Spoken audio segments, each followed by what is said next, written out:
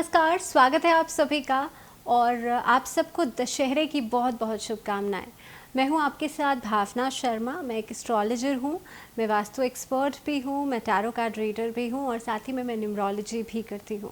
बात करूंगी आपसे आज दशहरे पर होने वाले उपायों के बारे में, लेकिन सबसे पहले बात करेंगे कि दशहरे का दिन इतना खास क्यों माना जाता है।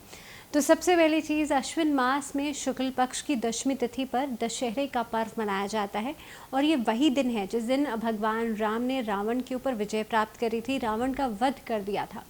तो दशहरे का जैसे ही हम नाम सुनते हैं ना, तो बुराई पर अच्छाई की जीत का ये जो मैसेज है ये हम सबके दिमाग में आ जाता है। तो दशहरे का मतलब अगर हम आज की तारीख में समझने की कोशिश करें तो सबसे पहले दूसरे के अंदर बुराइयां ढूंढने से पहले अपने अंदर की जो नेगेटिविटी है उसे ख़त्म करना, ये आज के टाइम में ये एक मैसेज मिलता है हमें।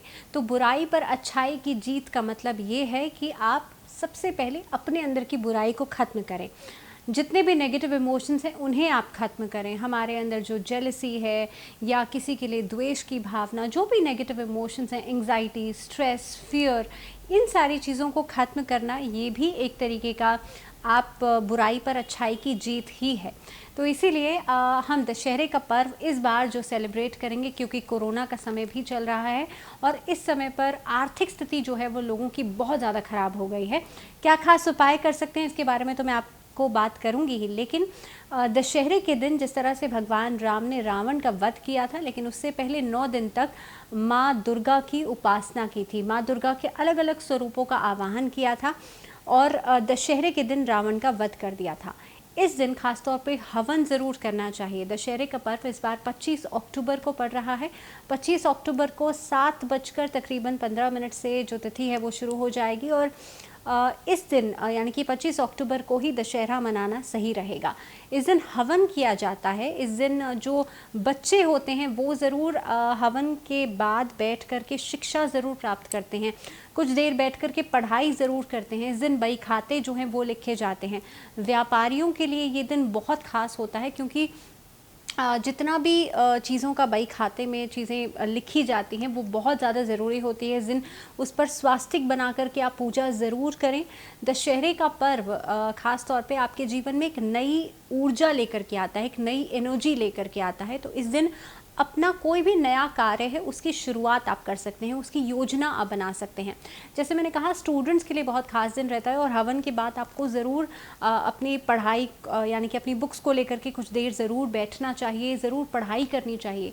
जिन बच्चों के अंदर नॉलेज की कमी है, बुद्धि की कमी है, उनको ज़रूर कुछ देर बैठ कर के पढ़ना चाहिए। अब इसके पीछे लॉजिक क्या है ये समझ लीजिए। जब रावण, क्योंकि बहुत ज्ञानी था, रावण एक ब्राह्मण था और बहुत ज्ञानी था, लेकिन जब भगवान राम ने रावण का वध किया तब भगवान राम ने भी लक्ष्मण से कहा था कि तुम रावण से जाकर के ज्ञान लो। और जो लक्ष्मण जी थे वो रावण के सिरहाने पर जाकर के बैठ गए थे, तो रावण ने ज्ञान नहीं दिया। तो भगवान राम ने लक्ष्मण जी को एक मैसेज दिया था कि जब भी आपको किसी से ज्ञान चाहिए होता है तो वो इंसान आपके गुरु के समान हो जाता है और उस समय पर आपको उसके सिरहाने पर नहीं बल्कि उसके चरणों की तरफ बैठ करके, क्योंकि एक आप देखेंगे ना, एक जो स्तर है वो समझ में आता है, क्योंकि गुरु जो होता है वो हमेशा एक उच्च स्तर पर होता है। तो इसीलिए रावण के पैरों की तरफ बैठ करके, चरणों की तरफ बैठ करके तब उन्होंने लक्ष्मण जी ने उनसे ज्ञान लिया। तो इसीलिए दशहरे का पर्व जो होता है, आप सुबह के समय में जब आप हवन करेंगे, मध्याह्न के समय में जब आप हवन करेंगे, उसके बाद आपको ज़रूर अपनी बुक्स के साथ बैठ कर के ज़रूर थोड़ी सी पढ़ाई करनी चाहिए।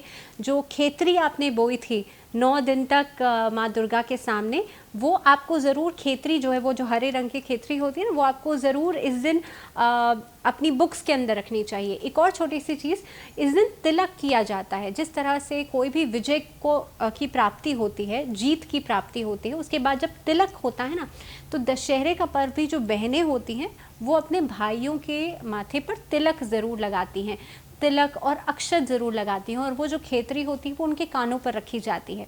इसका सिग्निफिकेंस ये है कि आप उनको, उनके जीवन में उनको विजय के लिए, उनको उनकी जीत के लिए, उनको हर क्षेत्र में सक्सेस के लिए आप उनको आगे बढ़ने के लिए आप प्रेरित कर रही हैं और कहीं ना कहीं पे उनकी मंगल कामना के लिए आप प्रार्थना कर रही हैं। और विजय तिलक जो है ये एक तरीके की शुभता का प्रतीक माना जाता है। तो दशहरे का पर्व बहुत खास है सभी के लिए। मैं खास उपायों के बारे में भी आप लोगों से बात करूंगी, लेकिन इस दिन राम रक्षा स्तोत्र का पाठ ज़रूर करें। इस दिन एक और छोटी सी चीज़, शिव तांडव स्तोत्र का पाठ भी ज़रूर करें। शिव तांडव स्तोत्र जो है वो भगवान शिव से प्रार्थना के लिए रावण ने गाया था। तो इसीलिए अगर आपके जीवन में भी किसी तरह की कोई कठिनाई आ रही है या आपको ऐसा लगता है कि मुझसे कोई गलती हो गई है, उसका आपको प्रायश्चित करना है, तो इस दिन शिव तांडव स्तोत्र का पाठ ज़रूर करें। इस दिन आप राम रक्षा स्तोत्र का पाठ ज़रूर करें और साथ ही में दुर्गा कवच का पाठ करना भी इस दिन संध्या काल के समय अच्छा माना जाता है। कुछ और खास उपायों के साथ आपके सामने फिर से हाजिर होंगी, लेकिन तब तक के लिए दीजिए इजाज़त। लेकिन जुड़े रहिए आप लोग इसी चैनल के साथ। नमस्कार।